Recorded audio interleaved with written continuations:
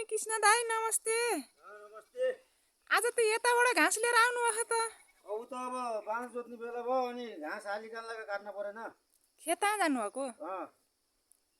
अनि अब त घाम लाग्यो भने त बाँझो जोत्ने होला नि? बाँस जोत्ने भनेको अब आज र भोलि बिचरा पर्यो अनि सुरु गर्ने हो। कति दिन छ जोताइ? जोताइ त मेरो त भर्खरै दिन छ। घरको 3 दिन छ। बाहिर त भर्खरै थियो के पानीले काम गरेर खान नदिने भयो। आज ढुङ्गा थिम पुनम नि आइथिन्। कृष्ण दाईलाई ढिलोमुनि कृष्ण दाईलाई जोत्न भन्न पर्यो भन्दै कहिलेदेखि जोत्न सुरु गर्नुहुन्छ दाईले भन्थिन्। जोत्नु पर्यो भने पहिला आफ्नै घरको उहाँ बिरुवाको शनिबार छुट्टी पारेर केटाको छुट्टी भएको बेलामा जोत्न पर्यो। टाढाको मेलो अनि त्यसपछि मिलाएर जोत्न पर्छ। अब कृष्ण दाईको जोताइ सुरु 14 गतेदेखि। हो 14-15 बाट अब सुरु भयो। ल कृषक मान्छेले जोत्न पर्यो, हिँड्न पर्यो। अब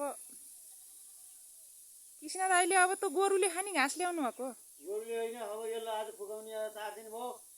फुका छैन, आज उता गतेरतिर लान पर्यो। अब यो पाडा लगाएर भन्छ धेरै दिन भयो खान नपाएका, आज खान्छ।